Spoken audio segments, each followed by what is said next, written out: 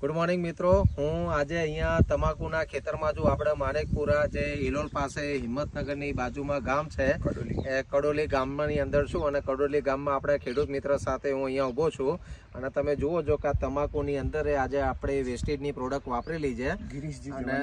હા, ગિરીશજી જવાનજીનું જે ખેતર છે ખેતરમાં હું ઊભો છું અને આ ખેતરની અંદર તમે જુઓ કે આ ખેતરમાં જે તમાકુના પાંદડા છે તમે જોઈ શકો છો. આ પાંદડાની સાઈઝ જુઓ તમે અને પાંદડાનું વજન તમે જોઈ શકો છો અને આટલી ભરાવદાર ઘટાદાર તમાકુ તમને બીજી કોઈ જગ્યાએ જોવા નહીં મળે.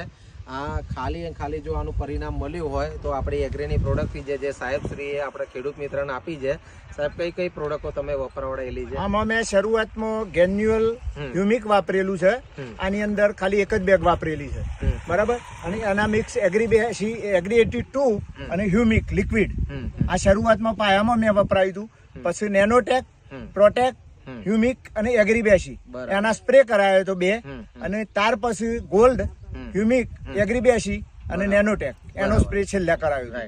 સાહેબ, આપણી પ્રોડક્ટ દરેક સિઝનમાં વાપરે છે અને સાહેબે કીધું કે સાહેબ તમે વીઘે તમાકુનો ઉતારો કેટલો લીધેલો છે?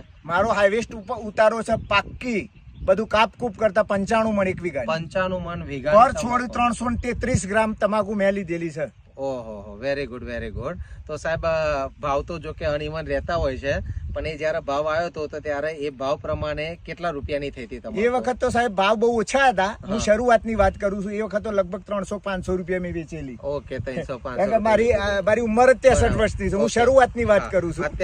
અત્યારે જે ભાવ ચાલે છે એ કેટલા ભાવ ચાલે છે અત્યારે? હાલ તો આ સાલ તો લગભગ 2000 ઉપરની ગણતરી છે. 2000 ઉપરની. એટલે 2000 ઉપરની માં જો વીઘે 80 મણ નો પણ ઉતારો મળે, બરાબર, તો તમે સમજી શકો છો વીઘે 1,60,000 રૂપિયાની ઉપર થઈ શકે તમાકુમાં, બરાબર. અને એની સામે જો આપણી બધી પ્રોડક્ટ વાપરે તો વીઘે ખર્ચો કેટલો થાય છે? 5,000 થી 7,000 રૂપિયા. 5,000 રૂપિયા ખર્ચો થાય. તો ખેડૂત મિત્રો, આ ફાયદો છે તમે જોઈ શકો છો કેટલી ભરાવદાર તમાકુ છે.